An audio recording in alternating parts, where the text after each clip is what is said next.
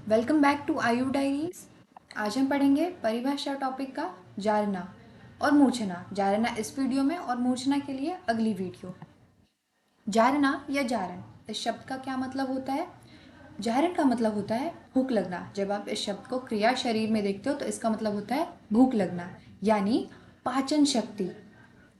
रसशास्त्र में इसे कैसे समझे? पारद को किसी भी धातु या द्रव्य के साथ जब हम घोटते हैं, मर्दित करते हैं, तो वो उसकी प्रॉपर्टी जो अपने में एब्जॉर्ब कर लेता है, उस चीज को हम कह रहे हैं जारण करना।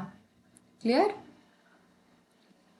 उसके बाद हम पढ़ेंगे कि गंधक में जब हम गंधक की और पारद की जब रेशियो चेंज करते हैं, जैसे हमने द्विगुण गंधक ले लिया या त्रिगुण गंधक ले लिया, तो हमें क्या फल प्राप्त होता है आयुर्वेद प्रकाश अनुसार और रस तरंगनी अनुसार। उसके बाद हम देखेंगे जारना के भेद। ठीक है, अब जारण की डेफिनेशन।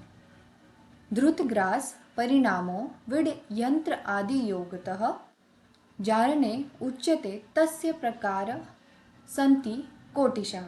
मतलब पारद में दिए गए द्रुत लोह आदि एवं द्रुत सत्वों के घ्रास का विड आदि एवं बालुका यंत्रों के सहयोग से पारद में अच्छी तरह पाचन हो जाता है, उसे हम क्या कहते हैं? जारण कहते हैं। मैंने स्टार्टिंग में क्या समझाया था? आप पारद ले रहे हो और फिर कोई भी द्रव्य ले रहे हो और उसे घोट रहे हो। किसमें घोट रहे हो? सपोज हम खल्व यंत्र ले रहे हैं, उसमें हम उस पारद का मर्दन कर रहे हैं किसी भी द्रव्य के साथ। ठीक है, तो अब उस द्रव्य को अब्जॉर्ब कर लिया पारद ने, तो यंत्र क्या यूज हुआ हमारे यहाँ पे? खल्व यंत्र। ठीक है, किसी भी यंत्र से हम मर्दित कर रहे हैं, घोट रहे हैं, उसे हम क्या कह रहे हैं? पाचन या जारण कह रहे हैं। ठीक है, विविध यंत्रों द्वारा पारद में गंधक आदि द्रव्यों को जारण करना यानी पाचन, इसे हम जारण कहते हैं। ठीक है, पारद अष्ट संस्कारित हो या हिंगोलोथ पारद हो, यदि उसमें 6 गुना गंधक का जारण न किया गया हो तो उसमें रोगनाशक शक्ति पूर्ण रूप से नहीं आती है। यहाँ पे उन्होंने क्या इंपॉर्टेंस बताई है कि जब तक तुम गंधक 6 गुना पारद के ना लो तो उसमें रोगनाशक शक्ति नहीं आएगी। इसलिए पारद में रोगनाशक शक्ति तथा रसायन गुण उत्पन्न करने के लिए षडगुण गंधक का जारण आवश्यक है। इसी तरह हम और भी रेशियो का डिफरेंस देखते हैं कि कितना हम गंधक लेंगे तो हमें क्या फल प्राप्ति होगी। जब हम सम गुण गंधक का जारण करते हैं तब हमें शुद्ध की अपेक्षा 100 गुना फल प्राप्त होता है, यानी क्वालिटी इंक्रीज हो जाती है। और रस तरंगिनी क्या कहता है कि सामान्य रोगनाशक प्रॉपर्टी आती है। ठीक है, सम गुण ले रहे हो तो क्या हो रहा है कि नॉर्मल उसकी क्वालिटी में वृद्धि हो जा रही है, और रोगनाशक शक्ति, अब क्वालिटी में वृद्धि हो रही है तो क्या हो रही है? उसमें रोगनाशक शक्ति आ जाएगी। अब द्विगुण, द्विगुण गंधक लेकर जब तुम इसे जारण करते हो तो क्या हो रहा है? सर्वकुष्ठ नाशक हो रहा है। सर्वकुष्ठ नाशक हो रहा है। कुष्ठ क्या? एक महागत रोग है, तो इसे क्या लिखा है? महारोगों का नाश हो रहा है। ठीक है, द्विगुण याद रहेगा। त्रिगुण, त्रिगुण क्या हो रहा है? सर्व जड़ता नाशक हो रही है। सर्व जड़ता नाशक हो रही है। और रस तरंगिनी क्या कहते हैं? पुंसवत वृद्धिदायक, यानी पुरुषार्थ को बढ़ाता है। चतुर्गुण गंधक जीर्ण, इसमें क्या हो रहा है?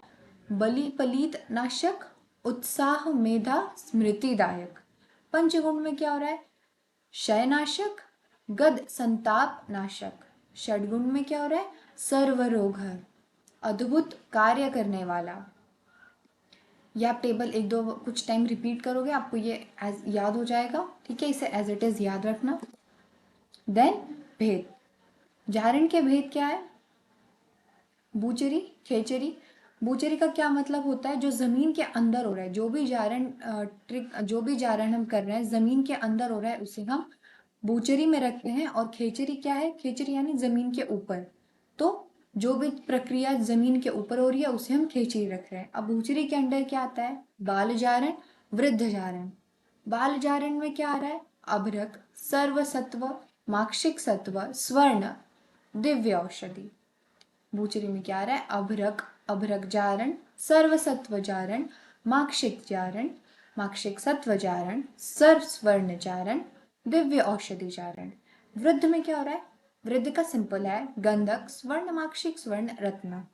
ठीक है, गंधक, इसके इंपॉर्टेंस बहुत, गंधक की इंपॉर्टेंस हमने अभी देखी जारण में कितनी है, तो आप गंधक याद रहेगा। फिर गर्ण और फिर स्वर्ण याद रखना, तो स्वर्ण से 2, स्वर्ण, माक्षिक, स्वर्ण और रत्न।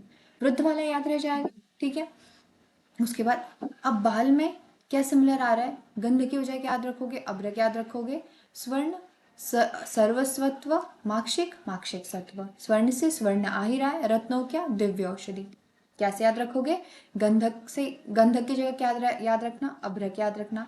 स्वर्ण से क्या याद रखोगे, सर्वसत्व, माक्षिक से माक्षिक सत्व, स्वर्ण से स्वर्ण जारण और रत्न जारण, रत्न दिव्य औषधि। रत्न कॉमन तो है नहीं, बहुत रेयरली मिलता है, तो इसे हम दिव्य औषधि औषधि यहाँ पे चेंज कर देंगे।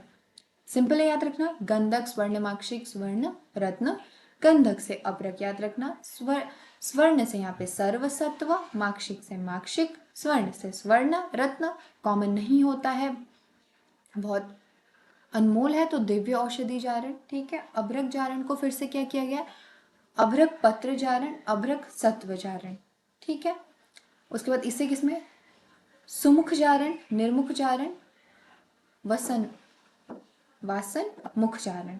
क्लियर, ये इसके भेद।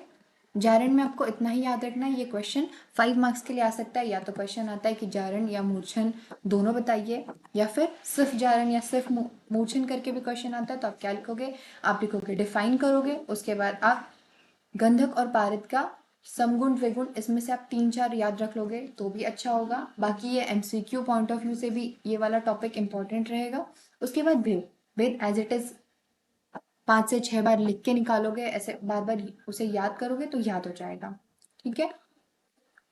चैनल को सब्सक्राइब कर लेना अगर आप चैनल पे न्यू हो, वीडियो को लाइक कर लीजिए, जो भी आपके डाउट्स हो आप कमेंट करिए, या जो भी सजेशन हो वीडियो के लिए आप वो कमेंट करिए, मैं भी पूरी कोशिश करूँगी उसे अपलोड करने की, ठीक है।